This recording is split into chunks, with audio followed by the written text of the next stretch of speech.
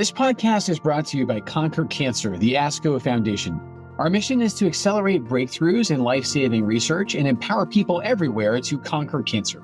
Welcome to Your Stories, a podcast where we hear candid stories from people conquering cancer. I'm your host, Dr. Mark Lewis.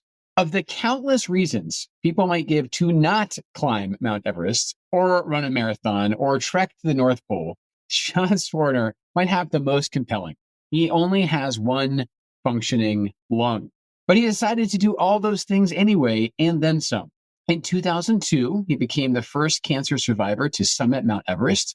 In the years that followed, he became the first cancer survivor to complete what's known as the Explorer's Grand Slam, a feat that requires summiting the tallest mountain on all 7 continents and completing 60-mile treks to both the North and South Poles on skis. He's completed the prestigious Hawaii Ironman triathlon. He made 3 attempts on Mount Denali, the tallest mountain in North America and one of the world's most dangerous, ultimately reaching the summit in 2017. Most recently, he completed the Great World Race, successfully completing 7 marathons on 7 continents in 7 days. But long before any of that, he faced and survived pediatric cancer twice. And he says everything he's done since then, the summits and the finish lines, has been with the hope of reminding others, particularly cancer survivors, of a simple message. If a guy with one lung can do it, so can you. Welcome, Sean. It's an honor to have you with us today. Hey, I appreciate that. That was a great intro. It's almost like we connected before the show to go over what we should talk about. Yeah, a little bit of a peek behind the curtain there. No, honestly, reading a list of your accomplishments, it made me tired. And also, I'll be honest, and we'll talk about this, already started to motivate me some. But before we get started, let's just hear where you're joining us from today. I am in beautiful, sunny Puerto Rico. It's not hurricane season, so it is a nice place to be. Oh, that's lovely. Fantastic. Obviously, you venture some cooler climes, as we'll discuss. So, Sean, in all seriousness, you have such an amazing story that, as we did prepare today's podcast, it was hard to know just where to begin. As an oncologist, I think it makes sense to start at the beginning. So, to be diagnosed with cancer not once, but twice before adulthood had to have been a traumatic and formative experience for you. I know some years have passed since then, because I believe you're around 50 now, but do you mind telling us about your experience with pediatric cancer? In all honesty, it has shaped me to be who I am now. You already mentioned how old I am, so let's go back, if people are good at math, to when I was 13 years old, which was the first cancer. I know back in 1988, and I was 8th grade freshman in high school. What most people were concerned about at that age was probably where they were going to sit at lunch, being popular, worry about who they might go out on a date with for, I don't know how long dating lasts when you're 13 years old, but like for the next 2 weeks, maybe Right. It's a long-term relationship. Short half-life, yes. Exactly. So when I was diagnosed with the first cancer, advanced stage 4 Hodgkin's, I remember, because of the prednisone, it ballooned up my body and I just gained a tremendous amount of weight. And I literally remember looking at myself in the mirror before getting into the shower. So I was in the bathroom looking at myself in the mirror, and I couldn't even recognize who was looking back. And I remember going into the shower and literally collapsing to my hands and knees. My hair was falling out in chunks. The water was rising up because my hair was clogging the drain. And I remembered at that moment that while my friend, my neighbor, was getting ready for school, he was worried about everything we just mentioned. I was literally worried about fighting for my life. So it changed a little perspective in me. But I also realized that I didn't want to focus on not dying. I wanted to focus on living. Yes. Because when my parents first told me about the diagnosis, they never mentioned the word cancer. They said, Sean, you're sick. Sean, you're going to get better. And we're going to do everything we can to get you through this. And because I implicitly trusted my parents, I believed them, so it must be true. So that seed of cancer technically never got planted. It was, hey, you're going to get better. So because of that, and because of the belief that they instilled in me, that's why I didn't want to focus on not dying. I wanted to focus on living. And I wanted to start living my life to the utmost because, as we all know, we don't know when our lives are up. My grandma just turned 102 years old. Right. Amazing. So can you tell us a little bit about the circumstances of your second diagnosis? So you've painted the picture of, you were 13 years old, you were diagnosed with advanced Hodgkin's. It sounds like it was very important the way your parents phrased that to you, partly in sort of instilling this really incredible mindset that you've cultivated ever since. But tell us about the second cancer diagnosis. Absolutely. It was interesting because the second cancer wouldn't have been discovered if I didn't have the first cancer. Gotcha. Because I was going in for a checkup for the first when they found a second. The first cancer wouldn't have been found unless I had a knee injury playing basketball. So I think I have the world's worst good luck and things just kind of play out in a good way. So I was going in for a checkup for the first cancer when they found the second cancer, which was completely unrelated. It was actually Askin sarcoma, or primitive neuroectodermal tumor. Yes. When you go through cancer and you become a patient, you learn how to say these words that have 15 syllables in them, and they just roll right off the tongue. Yes. So in one day, they found a tumor on an x-ray. They did a needle biopsy. They removed another lymph node from my neck.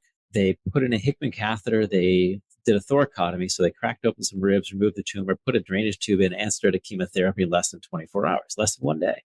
And because no one's ever had Hodgkin's and Askin sarcoma before, I had a 0.000000001% chance of survival. The doctors had no idea what was going to happen. I was a test. So I chose again to not focus on the 99.999999999 death rate. I chose to focus on the 0.090% success rate. So it's like, hey, I have a chance and I'm going to do everything I possibly can to live every moment to my best, my fullest, and push myself as much as I possibly can when I did feel good, and then just kind of chill out and relax when I didn't, because I knew those days and those bad times were going to pass. That's a remarkable amount of self-knowledge and self-awareness for a young person. Of course, like you said, you kind of go through this accelerated maturation process with not just one cancer, but two. And you almost certainly know this, Sean, but for our audience. So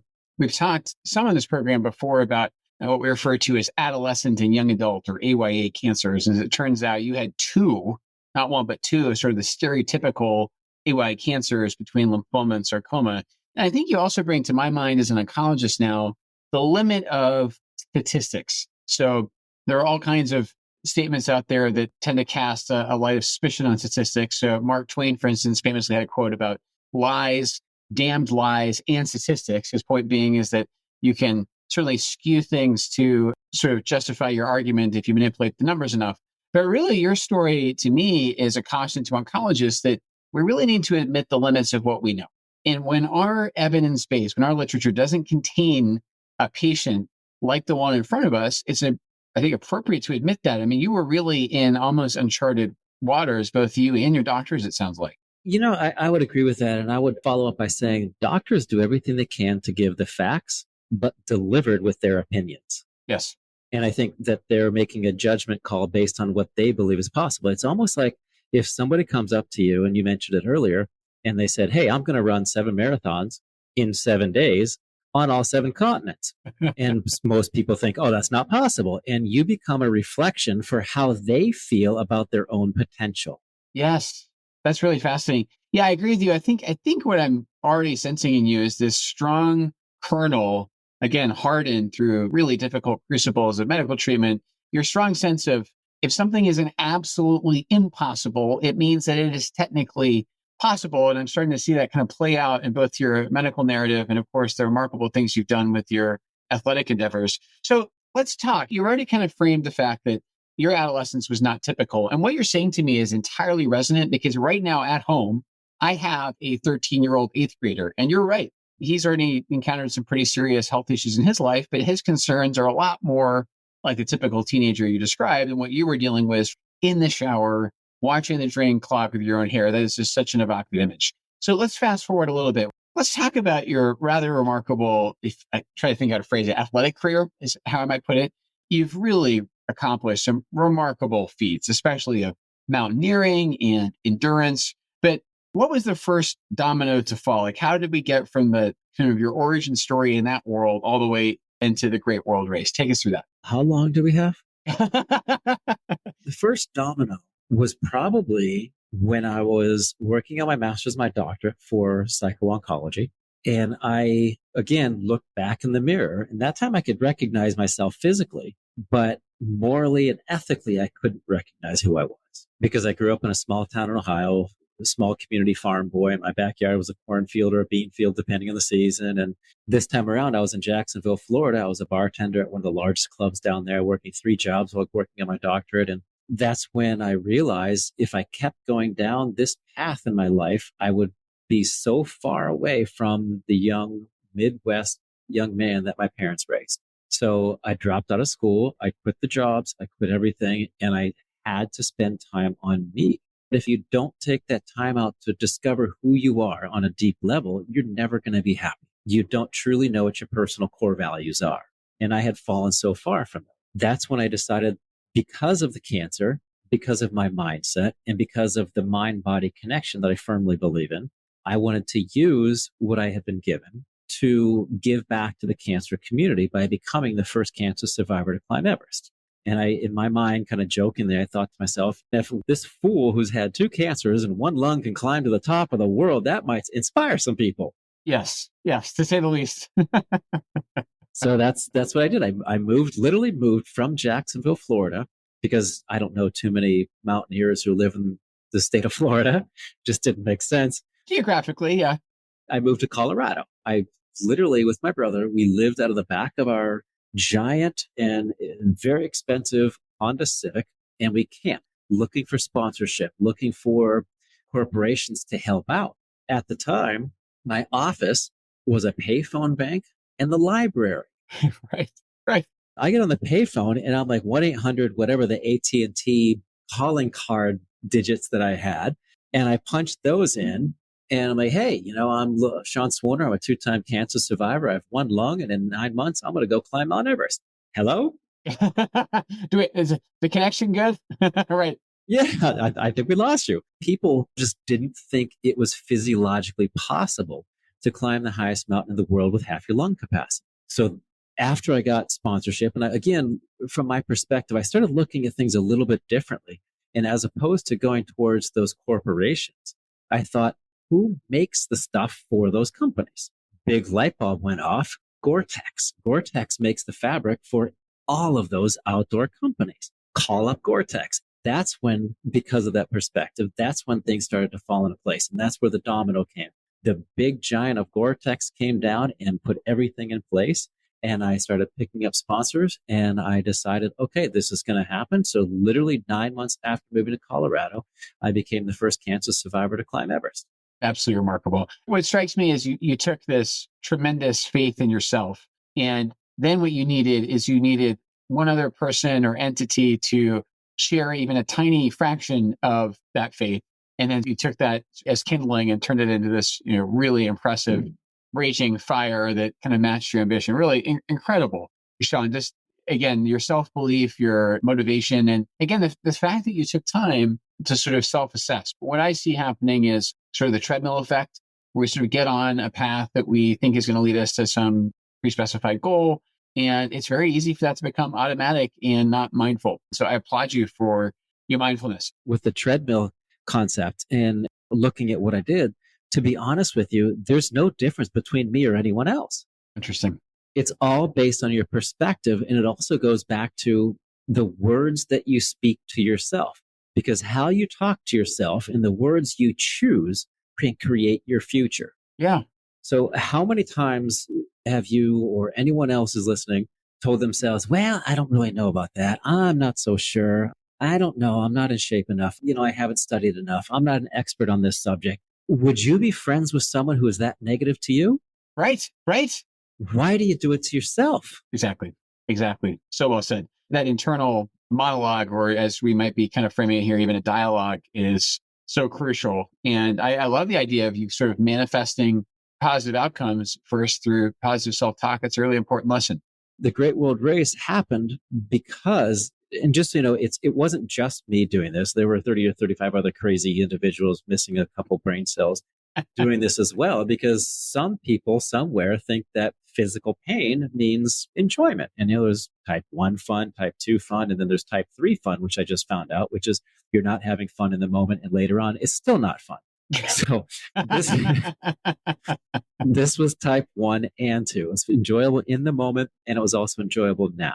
But again, I wanted to do it to continue proving to not just myself, but the world, that literally it's only impossible until it's done. Yeah, I think that quote, I think it's attributed to Gandhi, but actually, as you're listening, you also strike me as a far less profane version of David Goggins, who I've heard also sort of talk about the virtues of pushing through the pain to get to the reward that's on the other side, which I think is one of the categories of fun that you just described. So really, again, incredible feats, Sean. And if you said several times, I think one of the things I already admire about you is your selflessness, in the sense that you've said a couple of times, I think, listen, this isn't just about me and my own motivation and my own accomplishment. You really want to inspire other people to really, I think, explore their full potential. So having said that, I want to acknowledge that some of our listeners are immediately going to start thinking about, again, the practicality and even the fiscal barriers to all of this. So these things you've accomplished are just demanding in terms of time and physical ability. They also require resources. And even the cheapest attempt on Mount Everest, as I understand it, would still cost someone on the order of tens of thousands of dollars, not to mention months or years of training. So I know that sounds, and I know what you're going to say, I know that sounds to some people almost insurmountable. What would you say to someone who's thinking or saying, I could never afford that, I could never find time for that? I would say that if it is important to you, you will find a way to make it happen, because essentially we create our own time. I can explain that a little bit better, but we put time and effort into what matters most to us based on our core values. So by painting a scenario, let's just hypothetically say you have an 8-year-old boy at home and you're sitting in your office and you're working. And he comes in and says, Dad, let's go play catch in the backyard. And you're like, man, look, I'm sorry, I don't have time right now. We'll do it later. Same scenario. You're in your office working. He comes busting through the door and he says, Dad, I just stepped on a rusty nail. Are you going to have the same reaction? Right. You create time for what's important to you. So if you want to get in shape, if you want to climb Kilimanjaro, if you want to do Mount Everest, if you want to run a 5K race, if you want to do whatever it might be, you may not climb Everest, but that doesn't mean your journey is any less difficult or if it's easier than mine. So just find something that you want to do and start at the end and work your way backwards to figure out how you can make it happen. Yes. Oh, I love that process. Yeah, that's sort of interesting. Sort of figure out the objective and then work backwards. I think that's really pragmatic advice. Okay, so at your age, and again, I'm not trying to paint you as elderly, but I think there's been some years elapsed between your 2 cancer diagnoses and the present day. A lot of people who experience what you did as a teenager, such a harrowing experience, not once but twice, would have put it all behind them or try to kind of compartmentalize all of that. One might even say trauma. But you've made cancer, both conquering it and supporting those facing it, almost foundational, it seems, to your existence, even now decades later. Did you ever imagine a time where cancer would just be kind of a blip on your radar, no longer a part of your life? Or did you realize, again, as a young man, as you were going through this process of self-discovery, that it was something that was going to be a part of you indefinitely, or maybe even something you think about daily? It's interesting. I think about cancer daily. It will never be a blip in my life because I believe the time that it happened in my life at such an impressionable age, I think it really molded my mindset. It molded my life in a way that I decided to use it for good. And I chose to see it as a good thing, as opposed to a lot of people who, like you said, just want to put it behind them. And there's nothing wrong with that. If that's what you want to do, fantastic, go for it. But also for the longest time, I used to go in for my annual checkups, which I do still. I go in yearly for the blood work, CBC platelets, all that fun stuff. And I was terrified. That term scanxiety, it's real, until I realized at some point I was letting a 6-letter word control my feelings and my emotions. So I stood in front of the bathroom mirror and I said that word, cancer, out loud 50 times. Cancer, cancer, cancer, cancer, cancer, cancer. And when I got to about 30, I started laughing at myself. Like, why am I so terrified of it? Every time it passed my lips, the control and the emotional aspect of the word diminished. Little by little by little, it kept going further down and further down and further down. So it will never be a blip. It doesn't terrify me anymore. If I get cancer, knock on wood, it never happens.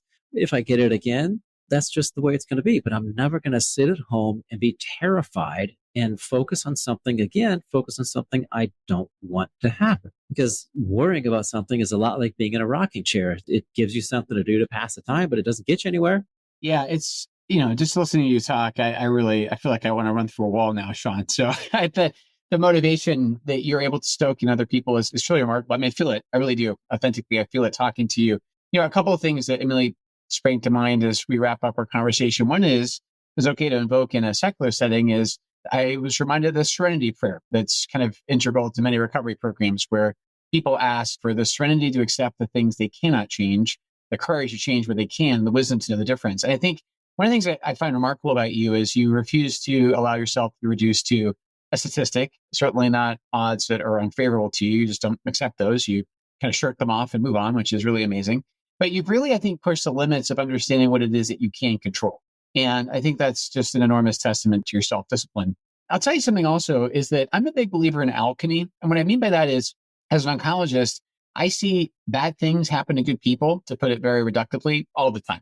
And what really I find really inspiring about the patients in my practice is very few of them wallow in self-pity for very long when they actually, I think quite rightly could. Many of them actually start asking a lot of the same questions you have, just in different ways. Like, how do I make the most of whatever time I have left? And how can I be of service to other people? And it's really incredible to watch them transform what could be a wholly negative experience and sort of find the parts that are positive. And then finally, I have to sort of end by invoking my own father. Neither he nor I are endurance athletes like you are, but you actually have something common with my dad that you don't know yet. So the reason I went into oncology is my father was diagnosed with cancer when I was 8 and he died when I was 14. And in between, he had a lung removed. Now, again, he wasn't scaling summits like you, but he was a professor and a minister. And so his speaking voice mattered a great deal to him.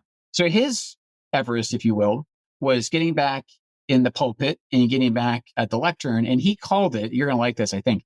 He called that the slow puffing process of proving the lungs redundancy, meaning he was like, okay, if I make my living and I find my joy in words, specifically the spoken word, I'm going to make the use of the lung I still have. And so rather than sort of taking a glass, half empty approach, he really looked at it as half full. And just like you, he kind of seized upon every opportunity to make the most out of life. His key quote that I always love to share both with you and people in this podcast is he said that cancer was an opportunity, however brief or lengthy, to discard the trivial and the shallow and to fill every moment in relationship with meaning, intensity, and value. And I share that quote with you because, I mean, you've lived it. Like, you have done these feats that to quote unquote mere mortals like us seem, again, almost unattainable. But one of the things I'm really struck by today is your humility and your message that, you know what, if you put your mind to something and you realize that, yes, the future is never absolutely certain, if you allow fear to limit you too much, then you're right. In the effort of not dying, you might also not be truly fully living. And I just find your whole message and your whole narrative just incredibly hopeful and inspiring. And I really, really appreciate you sharing it with us. That means a lot. And I also appreciate you sharing about your dad. And one of the biggest underlying themes through this whole conversation, and it feeds in incredibly well with what you mentioned about your dad. Your dad was passionate about, you said, the spoken word. But if you look a little deeper, I'm guessing because of what he did, he was passionate not about the spoken word. That was the vehicle for his faith. Yes, exactly right. Exactly right. So he wanted to share that with others and the message he gave others. He was passionate about his faith. And the underlying theme I'm sensing here is the biggest component to whatever you're doing in life is figuring out why you're doing it and what it means to you. Yes. So like I said before, you may not be climbing Everest, but you might have an Everest to climb, but figure out what it means to you. If you've ever cared about someone or have ever had someone care about you, then you have something worth fighting for. If you value family, then it's about that. Find a deeper purpose behind your actions to give it value to you, to have a deeper meaning behind what you're doing. To me, Sean, and I don't think we mentioned it, so I've had cancer myself, and I viewed it, and it took a while to get there, I'll be honest. I viewed it ultimately as sort of a shot across my bow that reminds me that even though I'm an oncologist, like, I'm not immune from the same diseases that I treat. And it really did make me, and I'm grateful for this awareness, it made me very aware of my own mortality, my own finitude.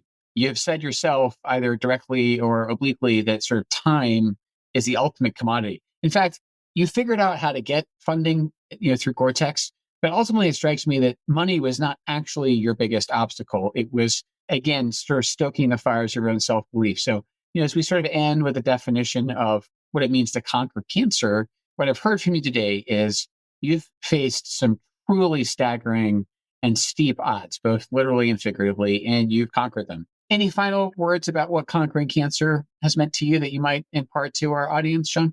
I do, but you brought up something that I haven't thought about in a while, but obstacles and getting over things. And honestly, my biggest obstacle is getting over looking in the mirror and seeing that young man who's battling cancer still. Wow. Because no matter how far away and how removed I am from the disease, it still will be a part of my life. And sometimes when I look in the mirror, I still see that 13-year-old boy fighting for his life. And for anybody who's going through cancer, I would tell you to embrace it, not necessarily enjoy it, but know that you can get through it.